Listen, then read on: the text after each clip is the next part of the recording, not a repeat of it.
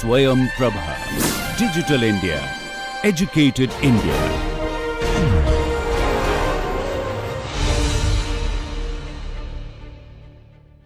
Welcome everybody. We're going to try to solve for a structure of a molecule using a combination of spectra. So it's a combination spectral problem, and we did one before. We're going to apply the same principles here. We have an NMR, an IR, and a mass spec. And this is typically what you would have in a lab when you have an unknown molecule. Mass spec is typically used to find the molecular formula. The infrared is used mainly to find the functional groups.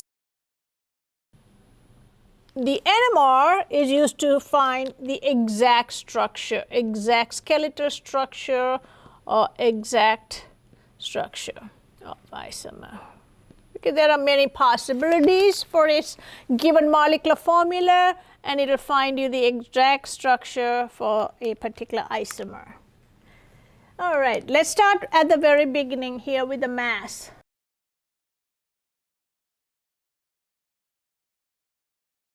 Find the molecular formula using the spectra.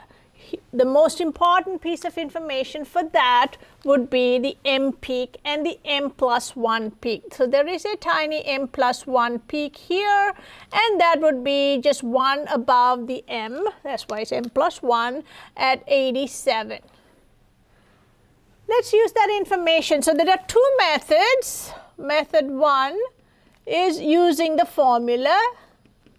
And the formula is the relative abundance. So this is your relative abundance here of the percentage of M+1 over the percentage of the M.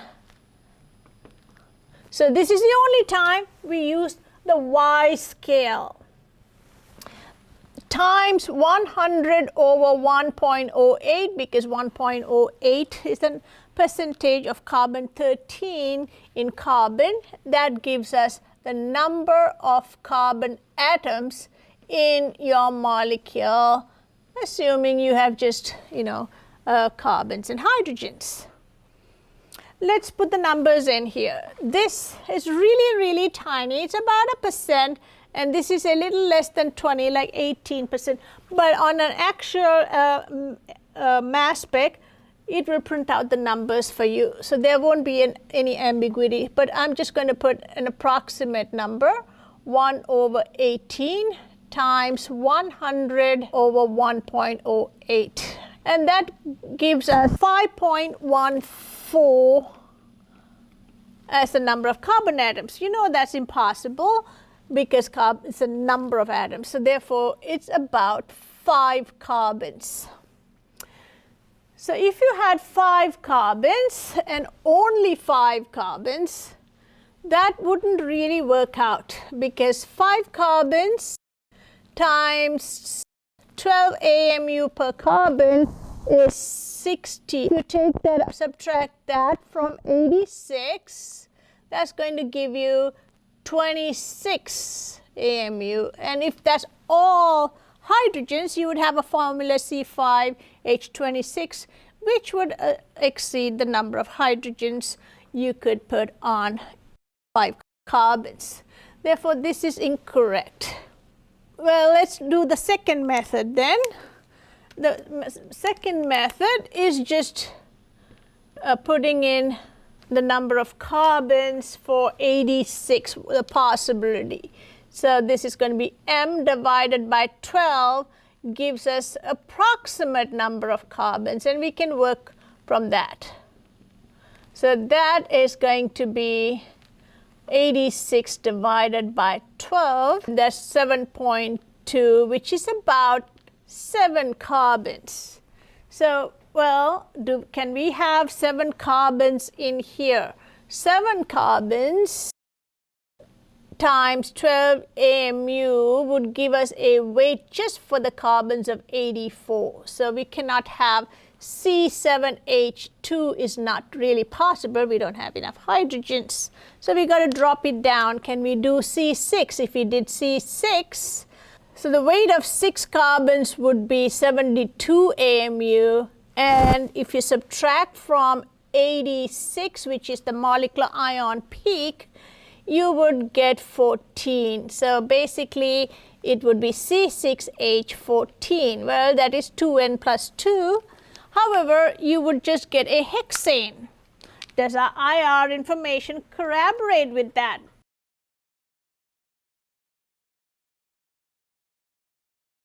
Well, if you just had a hexane, you would see this and some little CH bends over here. That's not really what you see. You see a very sharp peak around 1700.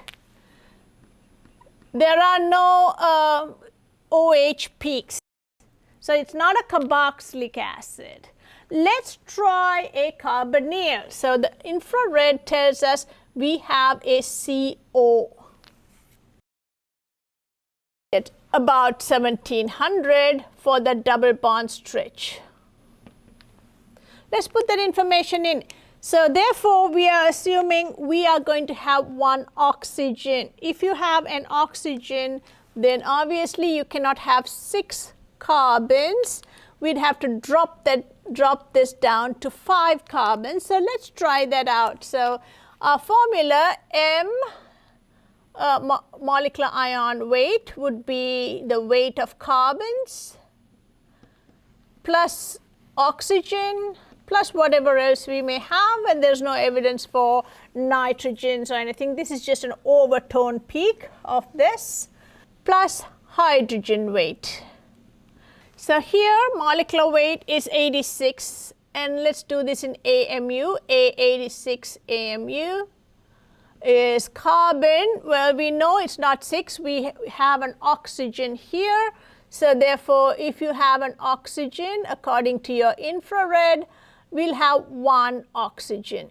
And therefore, we cannot have that many carbons. So let's drop it down to 5 carbons. 5 times 12 AMU plus 1 times 16 AMU plus HM. We don't know what that is. Let's say this is M. Therefore, M is going to be equal to 86 minus 60 plus 16, which is 76. Therefore, that's going to be 10. So we have, according to this, 5 carbons and 10 hydrogens. This is for hydrogens, and 1 oxygen. So that's going to be our formula. So you can see how mass spec and infrared would help us get a molecular formula. What are the possibilities for this? You also have alkyl groups here according to this. So it could be that you have a carbonyl that's flanked by 2 R groups. That's all the information we can get up to this point. R structure. How do you get to the structure of R then? We can do it with mass, or we can do it with NMR, or both, and see if both coincide and give you the same structure for the side chains.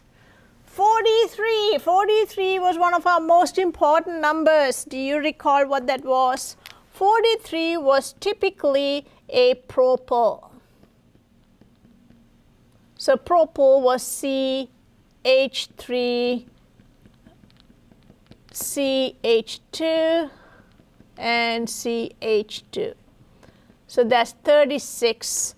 And you have 7. So that is going to be 43. This is 43 AMU for that fragment. We do see that as your molecular ion peak, which means you have a lot of that. What else do you have? Well, not really that much. All the others are very minor peaks. Let's look at the NMR and see if that's correct.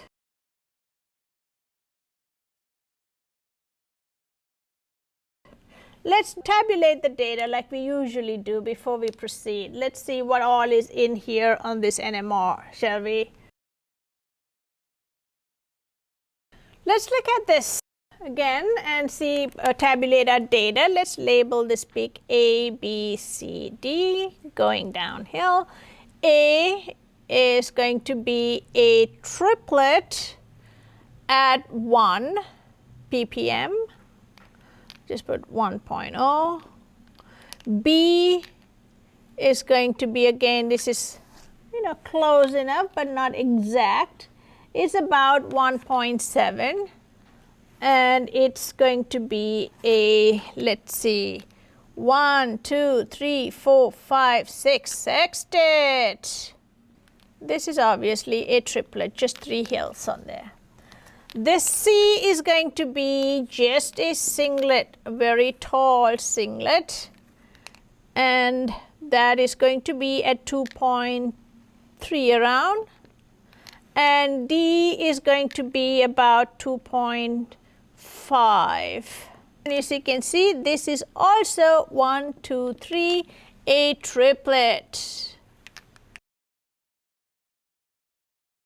Let's look at the hydrogen ratios here. Let's see how many hydrogens are on each of these groups or carbons. This is going to be 3 centimeters. This is going to be 2. This is 3 and 2. That's perfect. 3 centimeters, 2 centimeters, 3 centimeters, and 2 centimeters. So, do we even have to divide the numbers here by the lowest denominator? Look how many hydrogens we have. We have 10 hydrogens. And this is adding up 3 plus 2, 3 plus 2, a total of 10 hydrogens if you divide everything by 1 centimeter. So, we have a ratio 3 to 2 to 3 to 2. 3 would be maybe a CH3, CH2, CH3, CH2. Okay. Now, you might think if it's 3, 2, 3, 2, those are ethyls. But ethyls would give us a triplet quartet. We don't see a quartet. So, we know we don't have ethyls, and these are not ethyls. What else could they be? Let's look at triplet, sextet, triplet. How can you have triplet, sextet, triplet? So, you ought to have a carbon that has 2 hydrogens. Let's say this sextet here would have 2 hydrogens, and it should have 5 neighbors. How do we know that? We know that n plus 1 is equal to m. In this case, n plus 1 is 3 for a triplet. Therefore, n is going to be 2. N plus 1 is going to be 6. N is going to be 5. N plus 1 is going to be 1, n is 0. This guy has no neighboring hydrogens. N plus 1 is going to be a triplet, which is 3 multiplicity, and therefore n is 2. So, if you take B, let's say, and let's say these are your B hydrogens, then you got to have 5 hydrogens next door. How can you have 5 hydrogens? Well, you can't have more than 3 on a carbon. So, let's say you've put 3 here, you can put only 2 here, and that would give you 5 here. So, n plus 1 for this, n is going to be 5. Therefore, n plus 1 would be 6, and that's what's giving you the sextet. All right. So, we do have a proper group here according to this. Let's check to see if these are correct. If you have a peak for this, that is going to be split into 2 plus 1, a triplet. So, if you take this, n for this neighbors are 2. So, therefore, 2 plus 1 is 3. You would expect a triplet. And well, you have 2 triplets. Which of these do you think corresponds to this? This triplet is at delta 1 pm, and this one is at 2.5. If you look at the neighbors, those are alkyl groups. There's no electron withdrawing groups right next to it. Therefore, this is in the alkyl group. Primary alkyl would be around 1 ppm. So we know what this corresponds to, and we know what this corresponds to. This is going to be your HA. Well, that leaves us with C. Here's a carbon, and this carbon has no hydrogens, and let's say this is all you have. You would also expect a triplet just like that. So this one would also have N is equal to 2 hydrogens neighboring. So that is going to be N plus 1 is going to be 3. You would see a triplet. And well, there are 2 triplets after all. So these are probably, and we don't know that yet, but let's assume these are HD. But this one is at 2.5 ppm. So what can you conclude about that? We can see because it's in a de-shielded environment, there must be a group here that's electron withdrawing. And if you look at your chart, 2 to 3 could be a benzene or a carbonyl or a triple bond. Well, what do we see here? Carbonyl. And we don't have anything in the 7 to 8 region. And so therefore, let's assume right now that that is what you have over here, a carbonyl. So we got one side worked out. And let's say that's your R. So here is your R. And we can see that that is exactly what you see on your mass spec at 43 AMU. So both these pieces of data corroborate each other, and we know we have a propyl on one side of your carbonyl. What do we have on the other side? As you can see, you need something else to fill the valence. Oh, well, we took care of A, B, and D, so there's only C left, and C is a singlet, no hydrogens. And on that singlet, you have 3 hydrogens. So there's only one possibility for that. You can have a carbon with 3 hydrogens on over here. And does the multiplicity correspond to that? Well, it says no neighboring hydrogens. N is equal to 0. Therefore, N plus 1 is 1.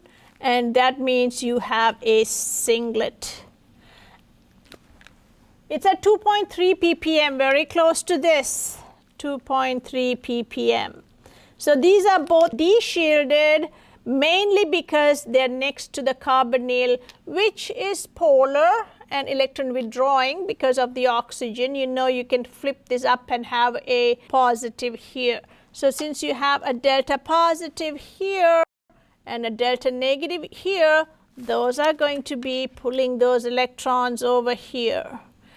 And you are going to be de-shielded because of those. So all 3 pieces of data here, mass spec data, infrared spectra data, and NMR spectra data point to the same structure, which means you have a carbonyl, you have a propyl group on one side, and you have a methyl group on one side. And so that is going to be the structure that corroborates with the data that we get from all 3 spectra. So in summary, if you have a mass spec, you can use that M and M plus 1 data here to find the number of carbon atoms. Now, if you also have an infrared, that can give you the functional groups, so that would tell you information about heteroatoms like oxygens and nitrogens and sulfur and so on. You can then take that information and verify that by using the mass or the molecular ion peak information. The mass spec here has a 43 peak, and that's our base peak, which shows us that propyl group is probably in the molecule. Okay. We don't unfortunately see a 15 here, but we can conclude from this 43 and the infrared carbonyl that we have a structure with a propyl and a carbonyl. If you look at the NMR points to a triplet, sextet, triplet. Whenever you have a triplet, sextet, triplet, we know that these only have one and one possibility, and that is propyl. Both these pieces of information, NMR and the mass spec, base peak, point to a propyl group. What else could you have? If you put all of these together, you're left with 15, and 15 would correspond to the singlet peak here with 3 hydrogens, and that would be a methyl. So we'll have a methyl and we'll have a propyl on either side of this carbonyl. So that is going to be 1, 2, 3, 4, 5, 2 pentanone. That's your structure for the day, 2 pentanone, guys. You can go home now. Talk to you soon, and I will see you later. Bye.